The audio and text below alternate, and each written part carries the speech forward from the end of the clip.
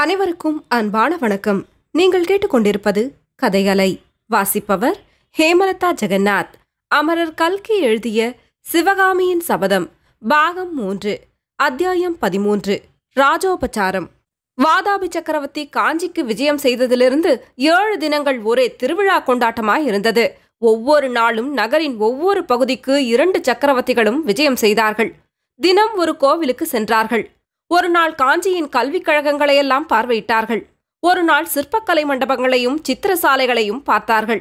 ஒரு நாள் பௌத்த விஹாரங்களுக்கும் இன்னொரு தினம் ஜைனர்களின் கோவில்களுக்கும் சென்றார்கள்.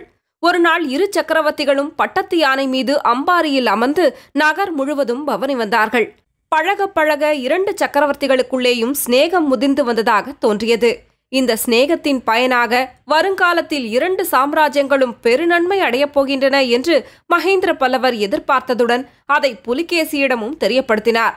தமக்கு சமண மதத்தினிடமோ புத்த சமயத்தினிடமோ எள்ளளவும் துவேஷம் கிடையாது என்றும் சைவ சமயமானது மற்ற எல்லா சமயங்களையும் சம நோக்குடன் பார்க்க இடம் தருகிறது என்றும் அதனால்தான் தாம் சைவ சமயத்தை சார்ந்ததாகவும் சமணர்களும் பௌத்தர்களும் அனாவசியமான விரோதபாவம் தம் பேரில் கொண்டிருப்பதாகவும் மகேந்திர பல்லவர் கூறினார்.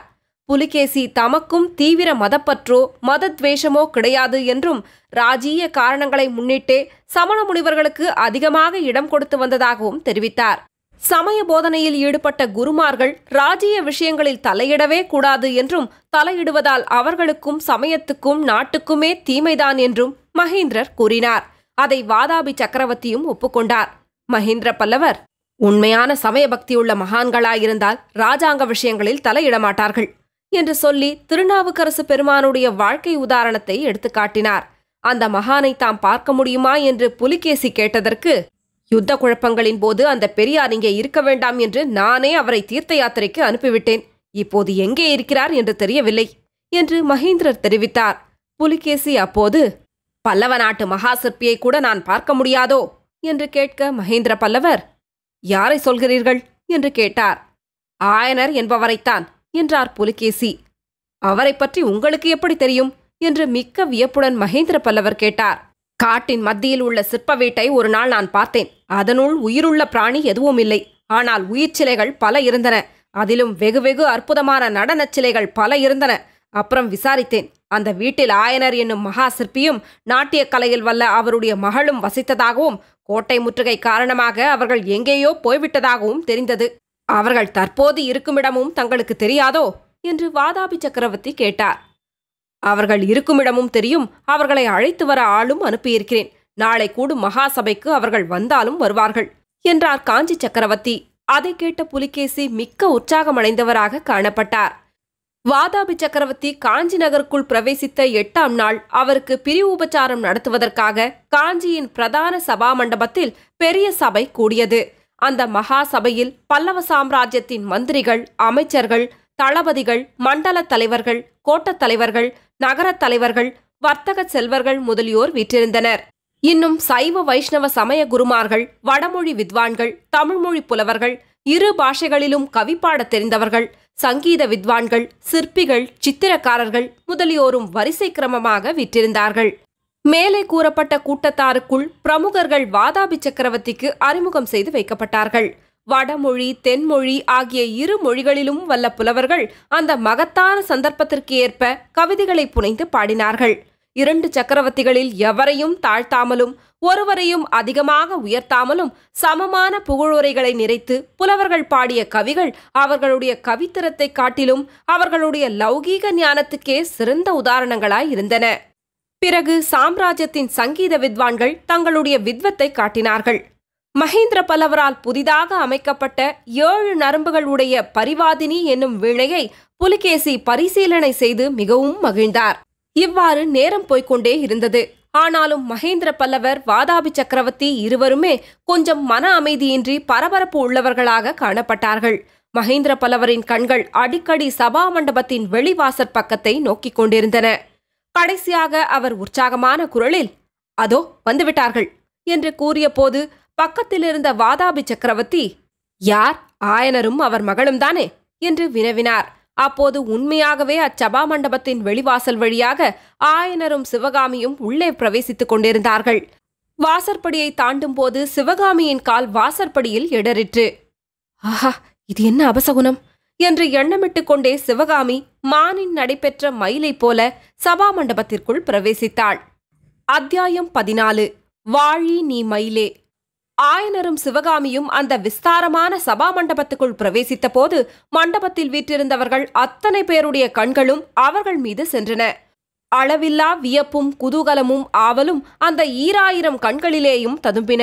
சபையில் அப்போது வீற்றிருந்தவர்களில் ஒரு சிலர் 1.5 வருஷத்துக்கு முன்னாலே அதே மண்டபத்தில் நடந்த சிவகாமியின் அரங்கேற்றத்தின் போது அங்கே பிரசன்னமாயிருந்தவர்கள் மற்றும் அநேகர் அந்த அரங்கேற்றத்தை பற்றி கேள்வியுற்றிருந்தவர்கள். சிவகாமியின் அரங்கேற்றம் அந்த மண்டபத்தில் நடந்து கொண்டிருந்த சமயத்திலேதான் முதலில் புலிகேசியின் படையெடுப்பை பற்றி செய்தி கிடைத்தது என்பதையும் அதனால் அரங்கேற்றம் தடைப்பட்டது என்பதையும் அவர்கள் எல்லாரும் நினைவு கூர்ந்தார்கள். அந்த தடைக்கு காரணமான புலிகேசி சக்கரவர்த்தி அச்சமயம் அந்த சபையில் வீற்றிருக்கும் அதிசயத்தை எண்ணிய போது அவர்கள் எல்லாருடைய கண்களும் மாறி மாறி சிவகாமியையும் புலிகேசியையும் நோக்குவனவாயின. ஆயனரும் சிவகாமியும் சபா மண்டபத்துக்குள் பிரவேசித்து வரும் காட்சியை பார்த்தவுடன் எல்லாரையும் போல் வாதாபி மன்னரும் சிறிது நேரம் பிரமிப்பில் ஆழ்ந்திருந்தார்.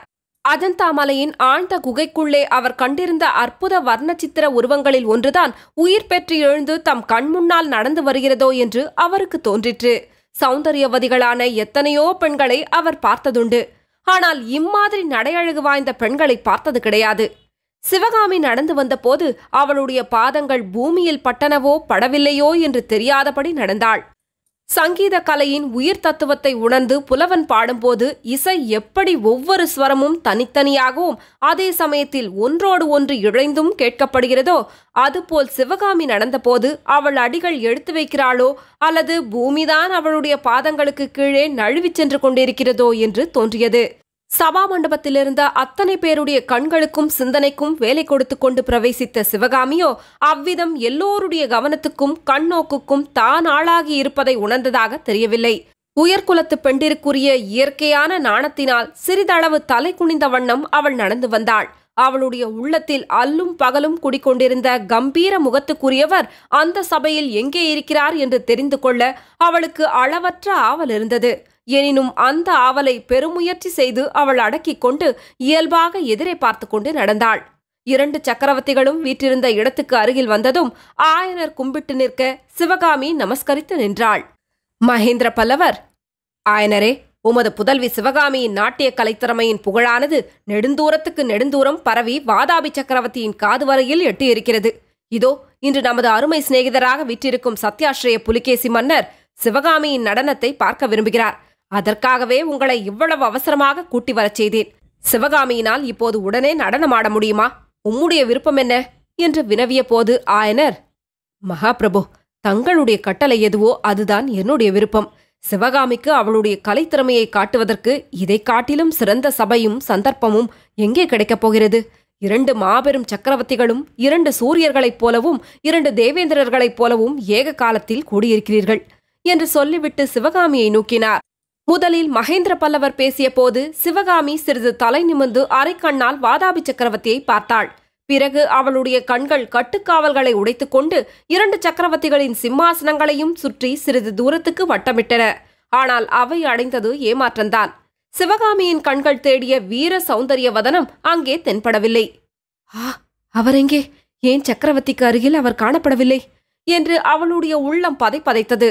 சில கண நேரத்திற்குள் பற்பல எண்ணங்கள் மின்னலைப் போல் தோன்றி மறைந்தன. ஏதாவது அவருக்கு விபத்து நேர்ந்திருக்குமோ? இராது. அப்படியிருந்தால் மகேந்திர பல்லவர் இந்த வைபவத்தை நடத்துவாரா? மிக்க சந்தோஷமாயனரே. அதோ வாத்திய கோஷ்டியும் ஆயத்தமாயிருக்கிறது.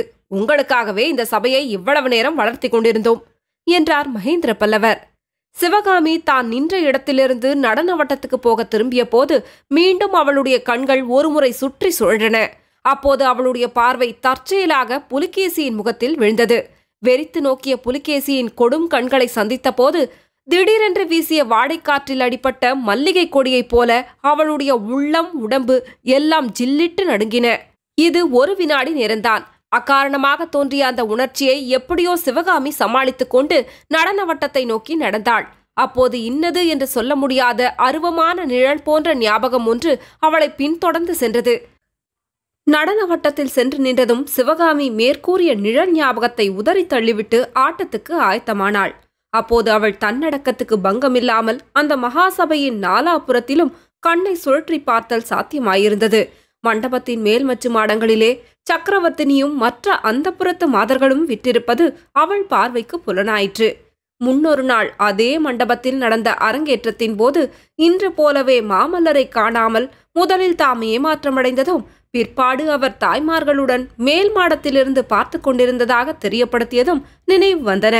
இன்றைக்கும் அவர் அவ்வாறே தன் கண்ணுக்கு தெரியாத ஏதோ ஒரு மறைவான இடத்திலிருந்து தன்னுடைய நடனத்தை பார்த்து கொண்டிருப்பதாக அவளுக்கு தோன்றியது. இந்த எண்ணம் ஏற்பட்டதும் இதற்கு முன் அவளுக்கு ஏற்பட்டிருந்த ஏமாற்றம், சோர்வு, மனக்கலக்கம், நடுக்கம் எல்லாம் மாயமாய் மறைந்து போயின. நடனமும் உடனே ஆரம்பமாயிற்று.